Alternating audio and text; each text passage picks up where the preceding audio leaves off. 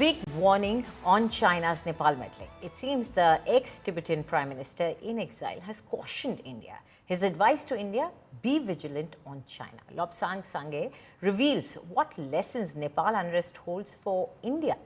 Here's an interview with India Today's Marya.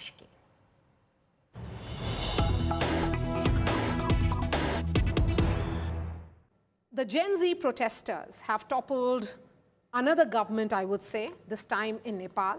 There is an interim government which is in place, and they have promised that there will be a full-fledged government in 6 months' time. In South Asia, in recent months, we have seen similar protests or movements of sorts being led by students. Sri Lanka, Bangladesh, and now Nepal. What is it that the political class is not able to understand? Why are they not able to read the sentiments of this crucial demographic? Globally speaking, if you talk of global south, you have anywhere from 1.9 to 2 billion, some even estimate up to 3 billion youth, right, in the global south. And now India, there's much talk about youth dividend. Youth is dividend if you provide employment. Otherwise, it could be disaster. So the youth in Sri Lanka overthrew the government in the name of corruption, but they want jobs, right? And then also in Bangladesh, now in Nepal, also in Bhutan, 30% of the youth moved to Australia, So you can clearly see the youth wanting jobs, government not creating jobs and overthrowing them. So this is a major problem of the global south. America can take about 1 million immigrant a year. If you take more than that, like Biden lost election, Kamala Harris lost election. Europe also can take about 1 million youth a year, right? Immigrants, right? And then there's anti-immigrant movement going on. And Arab countries can take 1 million. So up to 3, at most 5 million youth could be taken by all these countries. But then to generate 2 billion employment for youth is a major challenge. That's why even in China, 40% of the youth are unemployed.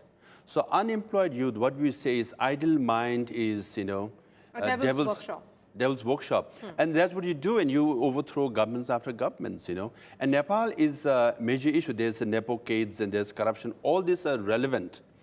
But corruption is relevant in Asia. Let's face it, whether you're a ruling party or opposition party, But then this is a challenge where there's so many youth not having employment, and the government is corrupt and leaders are corrupt, and they're overthrowing one government after another. So it's a big lesson for the leaders in the global south. You better create jobs.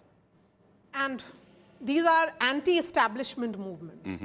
So they are generally of the opinion that the political class seem to have failed them. Yeah.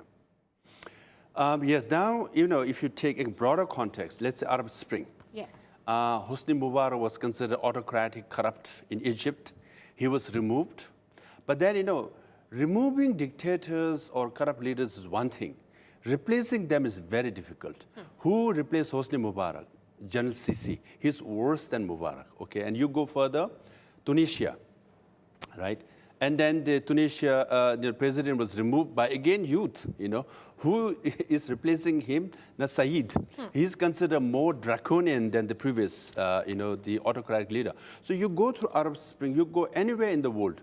Removing dictators is one thing. Replacing them is a very big challenge. So this is what Nepal will face. This is what Bangladesh will face. This is what Sri Lanka will face.